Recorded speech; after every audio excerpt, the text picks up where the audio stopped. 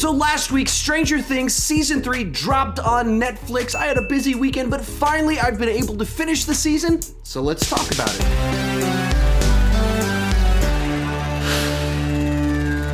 Hi, my name is Sean, and I started this channel because I was driving everyone around me crazy talking about movies and TV way too much. If you can relate, you're probably in the right place and consider clicking that subscribe button.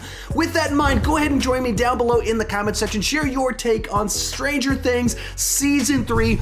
You can spoil away. This is going to be a spoiler review, so everyone has been warned here. It's going to be dangerous down below. It's going to be dangerous here in the video. That is the spoiler warning. Let's talk specifics down below. One final thing before we get started. If I start to sweat profusely while shooting this, it's because I chose to wear this big, gigantic black hoodie in the middle of a Texas summer with a bunch of lights shining on me. That's what's going on. With that said, let's get started talking about the good. And the first thing that comes to mind is that I enjoyed that this season seemed to start on a bit of a lighter note than either of the previous two seasons. So season 1 started, there's some bullying going on with some kids, and Steve was a big gigantic jerk inside of it. Then season 2, everyone had PTSD. So this season kicked off and they're kind of in a happier place. And it's not that there's a lack of angst inside of it, but they're just kind of living life in a way that doesn't have so much in your face conflict and tension. And I enjoyed that about this season. The next thing I really enjoyed about this season is the way that it explored relationships and different kinds of relationships really right out of the gate.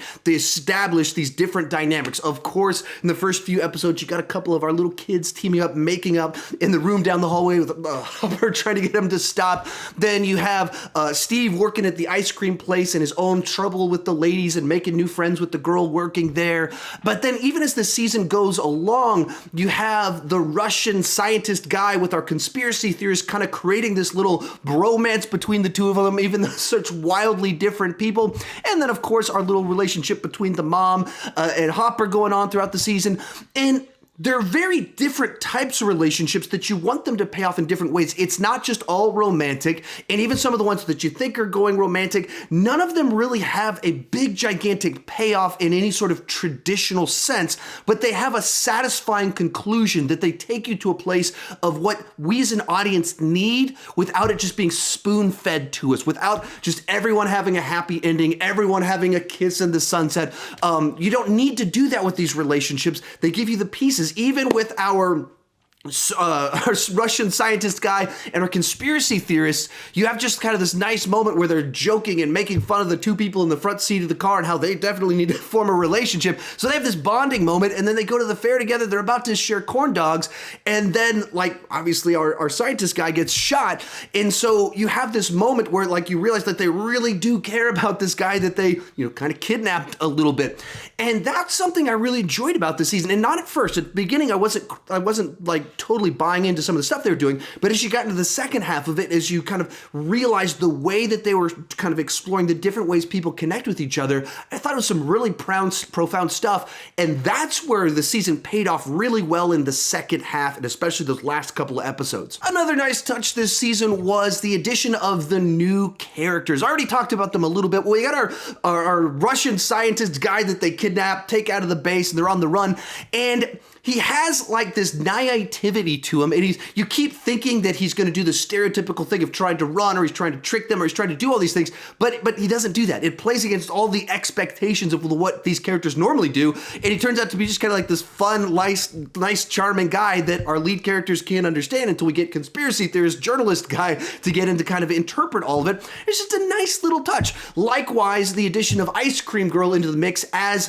this new kind of girl in Steve's life that has a very different payoff than what you're expecting, as it's set up at the beginning. You're just assuming, oh, Steve's looking at all these other girls and he's wanting to be with all of them, not realizing that the girl right behind him is the girl that he should be with all along. They're setting that plot line up that's such the cliche, such the trope in these types of movies, that when you get to that moment, they properly, in the right way, subvert your expectations and take it somewhere totally different, while at the same time having Steve learn something in the moment, and it's like, oh, they could just be friends. Like every time you see a guy and a girl that are cute and get along with each other, you don't have to just assume that they're going to start dating each other and making out. They can just be really good friends that belong in that. That's not a bad thing in any sort of way. And that was a really nice touch to pay that off in a way that we weren't expecting. And then we have Cary Elwes as the evil mayor inside of it. And as it turns out, he's just so good at playing these sleazy slimeball characters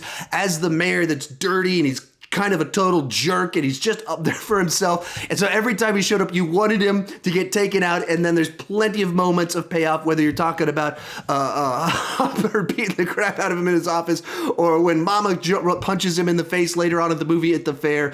And then the final and the epilogue of it that we find out that he does get arrested. A bunch of really nice touches that I thought paid off well. And always with the core of this show, it's about kind of 80s nostalgia. And so one of the things they did nicely with this season is they found some different films to do illusions for. So you've got this Russian enforcer guy that's tracking down our kids, very reminiscent of the Terminator in the original Terminator film. There's even some moments where Billy is still kind of in the possessed zone where he's tracking people down. He does some stuff like the T-1000, which kind of would be later on in the 90s, but still that Terminator illusions, homages inside of this.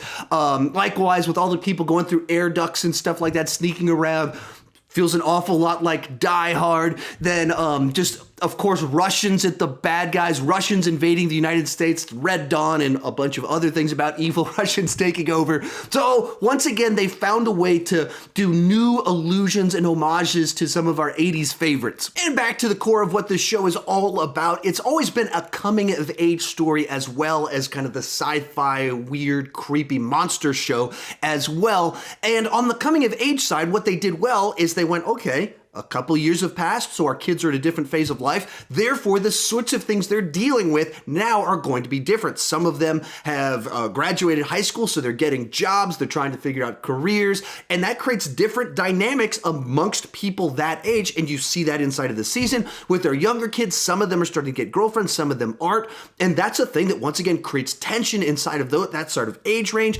And so the show had our characters continue to develop and grow as them as actors have aged, and appropriately we're seeing them at a new phase of life and how they would respond in these environments and circumstances. And finally, this is a season that gets better and better as it goes along. The first couple of episodes I was like, all right, cool, we're seeing a little bit more Stranger Things, and we'll talk about some of that in the negative, but as it went along, it became more addictive, more captivating, and delivered all the emotions that I wanted, and it took it to a very satisfying conclusion, especially as you go into those final 2 episodes and the plot lines start to kind of merge together. Every time that our characters would finally meet up with each other, because they've been separated for 5, 6 episodes, and then we finally see them meet up together, it just puts such a big grin on your face, and you're like, yes, it's about to go down.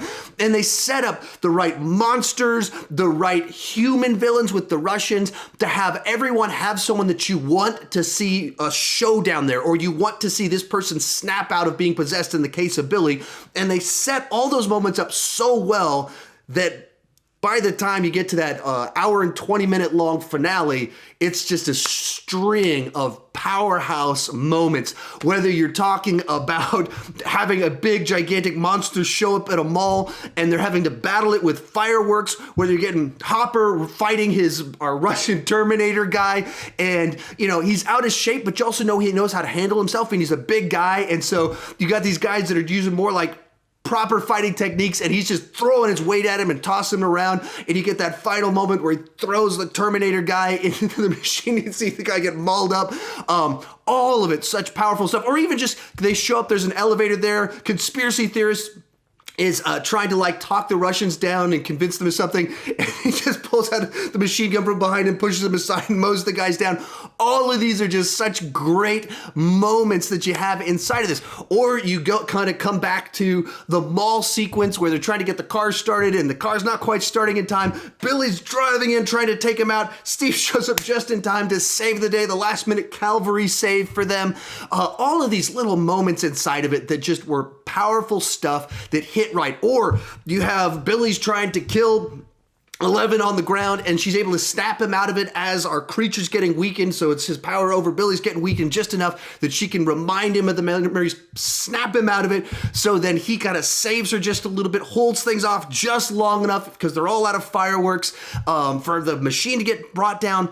All of it was set up so nicely to create this finale where it was exciting. And then, of course, as you go to those final moments, it gets emotional as, you know, Billy, who's kind of he's been the bad guy this season, gets to sacrifice himself to be the hero. And, of course, Hopper, in delaying Russian guy, is able, you know, stands there and was willing, like, yeah, go ahead and let it go, and gets wiped out by the machine.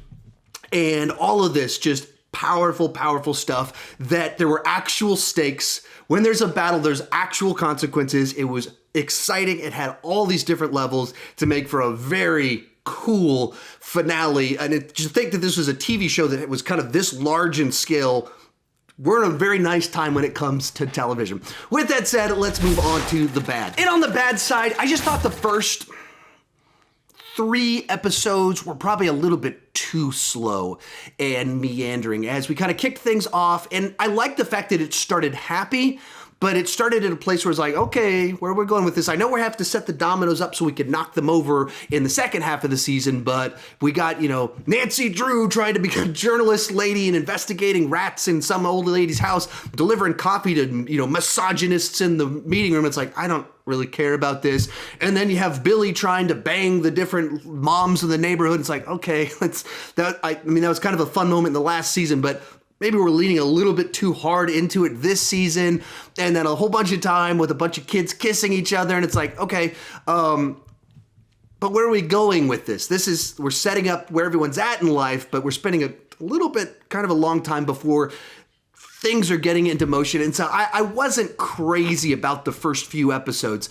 And certainly it picked up. It made up for it in the second half. But I wish it could have done a little bit more, put something in there that had more zest to it. Second issue I had with this season was I wasn't crazy with kind of the invasion of the body snatchers side of things. You know, I know they're trying to do allusions to different things from the past, different types of monster movies from 80s and before. But I didn't like the way it played out inside of the season, and was one of my least favorite aspects, obviously, because I'm mentioning it in the negative, especially because of what it meant for the Billy character for the season as a whole, because he's there in the first couple of episodes as Mr. I guess maybe just the first episode, he's Mr. Lifeguard guy hitting on the moms, and then he goes to try and pork one of them at a hotel, and then from then until the last 15 minutes of the season, he's in Invasion of the Body Snatchers mode, in which case he's the body of the villain, but his character is just gone. His character's not really there anymore because of what they did to him. And so as cool as it is to have him have like this big redemption, save the day moment at the end of it, I mean, we haven't really seen his character since last season. It's not like he's redeeming himself from his bad actions. It's none of those things. It's just a guy snapped out of it, and then his final moment just, you know, sacrifices himself. So I wish they could have kind of maybe played that a little bit differently, and perhaps either made it so that it was his choices that kind of aligned him with this creature, find some mechanism to which, you know, some fault in his part caused him to be engaged with the creatures, or delayed a little bit, or just something that gave a little bit more time for his character's sacrifice in the end, the choice that he does make in the end, to have more weight to it, and not just be kind of like, okay, what are we going to do with him now? He snaps out of it and he saves the day. That whole Invasion of the Body Snatchers thing, I didn't think worked all that well. So and I would say this, that the delay of the first half of the season was pretty significant.